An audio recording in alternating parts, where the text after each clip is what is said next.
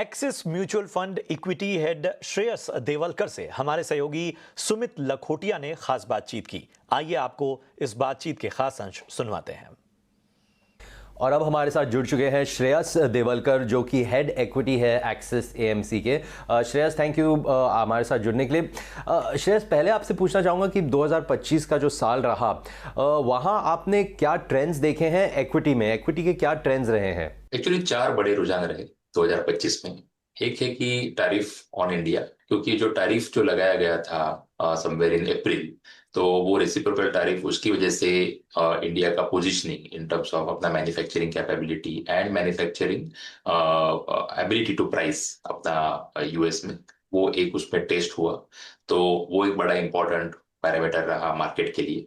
दूसरा, गवर्नमेंट ने जो कई स्टेप्स लिए, उसमें से इंपॉर्टेंट स्टेप था कि जीएसटी कट। तो जीएसटी कट की वजह से ऑलमोस्ट 1.5 लाख करोड़ का स्टिमुलस जिसे कहा जा सकता है, वो एक ये साल हुआ। तो उसकी वजह से आपने देखा होगा कि इवन फेस्टिव सीजन में ऑटो के सेल्स अच्छे आ गए। तो वो एक बड़ा इंपॉर्टेंट पैरामीटर था। तीसरा इंपॉर्टेंट था कि अर्निंग की जो कट हो रही थी, यानी आप देखेंगे 1.5 साल से अर्निंग एस्टिमेट्स कट हो रहे थे मार्केट में, उसकी जो साइकिल है वो भी बॉटम आउट हुई ऐसी लगती है।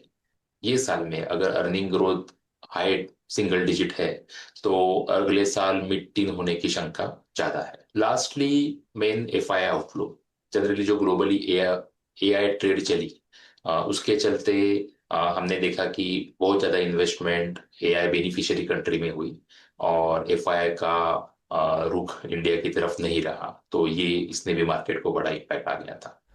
और आगे अगर चलें तो 2026 में इक्विटी का क्या आउटलुक रहेगा, स्पेशली जो रिटेल इन्वेस्टर्स हैं उनके लिए क्या आउटलुक रहेगा इक्विटी के लिए?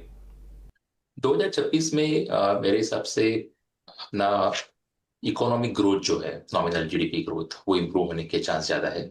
उसका इंपॉर्टेंट रीजन है कि जैसे आरबीआई ने अकोमोडेटिव स्टांस लिया, रेट कट करे, लिक्विडिटी अच्छी रखी, उसके अलावा गवर्नमेंट ने एमएसएमई सपोर्ट दिया, जीएसटी कट हुआ, तो ये सब चीजों की वजह से इंडिया का जीडीपी ग्रोथ अच्छा होने के चांस नेक्स्ट ईयर में बढ़ गए हैं। दूसरी चीज, अपने इंडिया में जो आपको दिख रहा है कि ऑयल प्राइसेस जो कम है, उसका भी अपने इंडिया में अपने को फायदा होने के चांस ज्यादा दिख रहे हैं। डोमेस्टिक कंजम्पशन की जो डिमांड है वो एग्री की वजह से भी आने के चांसेस है। तो इसलिए रूरल रिकवरी जो बहुत सालों से नहीं हो रही थी, तो रूरल रिकवरी भी एक मोड हो सकता है जिसकी वजह से ग्रोथ आ जाए। टैरिफ के जो निगोशिएशन है वो अभी भी ऑनगोइंग है, तो हमें भी ऐसा होप है कि वो अगर अपने फेवर में और ज्यादा फेवर में अगर निगोशिएट हो पाए तो उसका एक इम्पैक्ट आ सकता है। कैपिटल एक्सपेंडिचर जो है, उसकी investment already energy, semiconductor, data centre, electronic manufacturing services, defence, इसमें हो रही है, तो वो कंटिन्यू रहेगी ऐसे लग रहा है। जो मैंने जिससे पहले बताया था कि अर्निंग कट जो है वो भी खत्म हुआ है, तो उसके बाद एक चांस है कि नेक्स्ट ईयर ग्रोथ अच्छी रहेगी। और लास्टली, जो एआई ट्रेड थी, उसकी वजह से एक उसका आउटकम ये रहा कि इंडिया का रिलेटिव वैल्यूएशन अभी फेवर में है कंपेयर टू इमर्जिंग मार्केट भी और कंपेयर टू नास्डैक।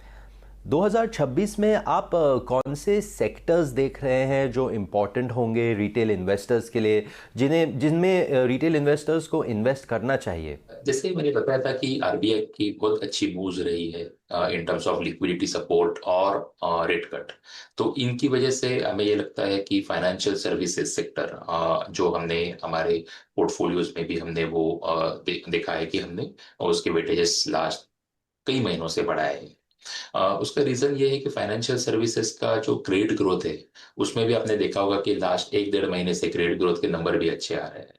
और एंड मोर इम्पोर्टेंट उसका और एक रीजन ये है कि उसके वैल्यूएशंस भी ठीक है। तो इसलिए ये सेगमेंट एक इम्प्रूव होने की चांसेस है। उसके अलावा जो की थीम्स है जहाँ पे अर्निंग ग्रोथ है वो ऑलरेडी चलती रहेगी, जैसे ट्रैवल टूरिज्म हो, जैसे इलेक्ट्रॉनिक मैन्युफैक्चरिंग सर्विसेज है, पावर सेक्टर कैपेक्स एक बड़ी थीम है इंडिया की, ग्लोबली भी बड़ी थीम है, वो भी कंटिन्यू होती रहेगी।